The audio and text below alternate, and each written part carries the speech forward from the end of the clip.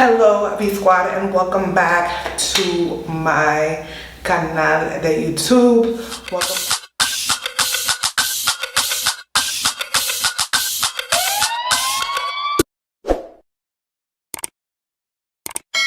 So as you can see from my last video, if you haven't checked out my last video, please make sure you check it out before you move forward with this video. But in my last video, I left off on my way to getting some paperwork authenticated. So this video is basically about how to get documents authenticated here in Panama. So if you are planning to move to Panama, or if you're planning to conduct business in Panama and you have, for whatever reason, you have to bring documentation from where you currently are, and you need to bring it to Panama, more than likely, especially if you're getting your citizenship or if you're getting paperwork, they're going to ask you to get your documents authenticated. So basically the reason why people get documents authenticated is to make sure that your documents are real, especially when it comes to immigration. Authentication or authenticating documents are super important. And if you are not from Panama, if you don't live in Panama, or even if you live in Panama and you never even had to deal with something like this, and then all of a sudden now, boom, voila, this is exactly how you get it done. This is the process that you have to take to get your documents authenticated.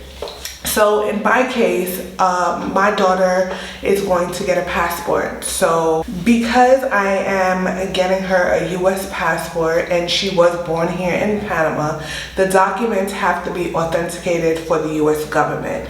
So what they do is that they send you to fill out all this paperwork. So I'll do another video on how to get your child a passport if you're an American citizen in another video. Basically, because my daughter is getting a US passport, the US Embassy is requiring certain documents from me. One of the documents would obviously be the birth certificate, but what they ask for is the birth certificate, but it's actually not the birth certificate that you get printed out from the grocery store. The document that they ask for is called a copia íntegra de nacimiento. And basically, this is basically the passport is basically the child's birth certificate. All the information that's on the child's birth certificate goes on this form, on this document, and you have to take it to get authenticated. So basically the US government wants to make sure that you're not pulling a fast one, because we all know how they give it up in Panama sometimes. I hate to be the bearer of bad news, and you guys, some of you guys are always trying to come for me, but this is the reality of the situation. You know, sometimes people do shady business. So they want to make sure that you're not conducting shady business and you're not trying to pull a fast one on the American government. So how do you get this paper authenticated? Basically, it's not how it was before.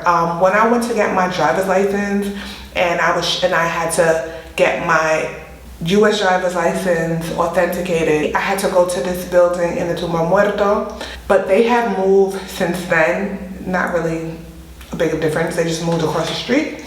But basically, don't be like me, okay? Because what happened with me is, once I got the paperwork from the tribunal, I actually went thinking that I could actually get it done the same day, and I was quickly reminded that no.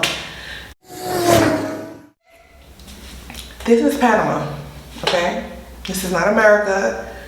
This is Panama, okay? So no, you had to go and make an appointment. Okay, before you could walk in, but I guess because of COVID restrictions, or because of COVID, even though we're not, I thought we moved on because of COVID, but unfortunately, no. So I went on the line, and when I was on the line, after like 30 minutes, some lady came out and was like, oh, do you have an appointment? Do you have an appointment? And I'm like, no. And she was like, oh, well, the only way that you'll be seen here is that if you make an appointment, go over there and look on that poster and follow the directions on how to get an appointment. So it's not even like you can walk in and ask for an appointment. I'm trying to save you some time, save you some gas, because we know that gas is kind of expensive nowadays. So this is what you have to do. The first thing that you're going to do is go to this website, and I'm going to list that on the screen right here, this is the website that you have to go to. Once you go onto the website, it's a little confusing, guys, so I'm actually going to walk you through the process on the screen so you're not confused like how I was confused. Okay, basically we'll do it together. You go to the website www.mire.gov.pa. So once you get to the website, you're going to click on authentication and legalization. I don't know why my phone translates it to English, so yeah. You're gonna click on the link. Once you get to the link, there's like a banner, a yellow banner, and the yellow banner says Solicitud de Autenticación. Okay, so you're gonna click on that link, or if it translates, because I'm not sure why my computer or why my phone always translates it to English. Maybe it's a setting that I have and I don't know, but it translates it. Once you're there, it's like you click on the yellow banner, and then once you click on the yellow banner, you're gonna fill in the information. So they're gonna ask you to fill out your name, your last name, that you fill out all the information, you upload the document ahead of time, okay, because they're gonna ask you to do that. And then once you do that, you hit the button. You just wanna make sure that the document that you upload is no more than 10 megabytes, okay, because it will not upload. And also it has to be PDF, it cannot be JPEG or anything like that. It has to be a PDF file in order for you to upload it. And if you don't do that, it's not going to take you to the next screen. And then you will receive an email. Now, don't be like me, because I'm thinking like you're going to get the email automatically. Yeah, no. You don't get the email automatically. You have to wait like an hour or 2 hours before you get an email, even up to 4 hours before you actually get an email. Once you get the email will basically state the following: they receive your solicitude, receive your email on such and such date, and then it gives you the date and time, and then they're gonna have a code. Okay, so they give you a code and they give you the password with a link. Once you get into that link, you're going to click the link, and then they're gonna ask you for the code and the password, which is what they'll send you in the email. So basically, you get the code, you get your password, you put in your code, you put in your password, and then there they'll have all the information for you, as well as your appointment date. Okay, now keep in mind that if you are trying to rush, yeah, this is not going to work, because the appointments, you usually get them 3 days later. So for example, when I went online to get an appointment, I applied on the 12th. And I didn't get my appointment until the 18th of April, so 3 days. Plus I called because I was kind of nervous, because I wanted to make sure that it was done right. And I'm like, oh yeah, I uploaded the information onto the website. This is when I called to make sure, because the first time my mom did it, you know, and I was kind of concerned that she didn't do it the right way, because I didn't get an email, like a confirmation email like you usually get. So I called the number and I asked the person on the phone, like, hey, you know, I just uploaded the information onto the website, I haven't got an email. And she's like, well, if you didn't get an email in three hours, that means that you have to do it over. You have to wait 1 to 2 hours before you get the email, and if you don't get it, then you have to do it over. So I was a little nervous, right?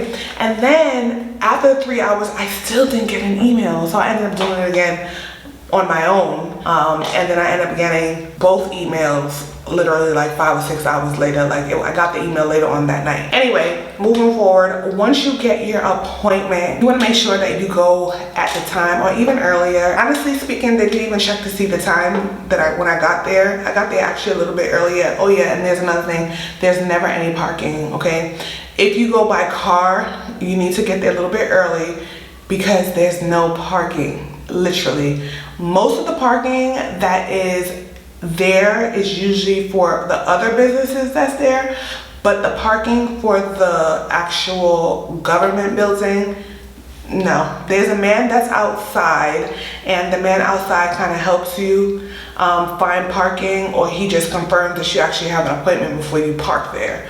But usually parking is very scarce, right? So now you have your appointment, okay? It's the day of the appointment. You get there super early, you get your parking spot, and once you go in, there's someone sitting at the desk to help you or to guide you on where you're supposed to go. Prior to that, once you get the email with the code, they'll give you the appointment date, and they'll give you another paper that you have to print out with all the information. So once you get to your appointment, document, the guy that's there to guide you, you can actually just give him the paper to make your life easier, and he'll say, okay, well now you have to wait on another line. So I was just like, okay, in my mind I'm like, why do I have to wait on another line when I have an appointment? But you know what? It is what it is, right? So he proceeds to tell me, you're gonna have to leave your documents here overnight because there's no judge. Basically, I'm gonna assume that the judge is the person that signs off on the authentication, and the judge was not there, or there weren't any judge at that time when I got there. So he's like, well, I just wanna let you know that there's no judge right now, so you're gonna have to come back tomorrow to pick up your documents. And I'm just like, okay, well, really can't do anything about it. I'll just have to come back tomorrow and pick up the documents. Once I went on the line and I realized that I was literally going to be on the line for another 2 hours, I started getting pain, okay? Because if you don't know, I had a C-section, and if you have had a C-section, you know that you cannot be doing too much, right? Especially pressure in the pelvic area. So I got off the line and I explained to the man, I'm like, hey, listen, I just had a C-section and I know that I have to wait on the line. Is there a way that I can just sit down and just wait for my turn?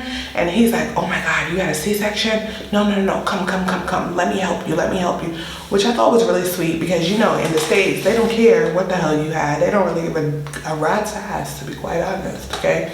Once I told him that I had a C-section, he pulled me over to the side. He helped me out with my documents and what I needed to do, and just told me, okay, come back tomorrow at the same time to pick up the documents. Fast forward to the following day, okay? I go, of course there's no parking. I asked the man that's there helping people find parking, hey, is there any parking? He's like, there's no parking at all.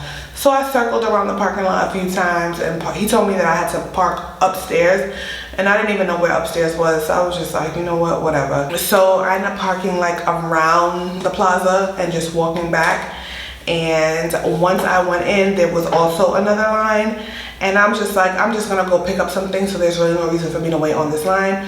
I walked right in, and then there was no one at the desk, and I waited there for about 5 minutes because I couldn't find anybody that was there to assist me. And then finally a young man that came from behind a desk, he went walking to another office, and then once he came back, I was like, hola joven, me puede ayudar por favor?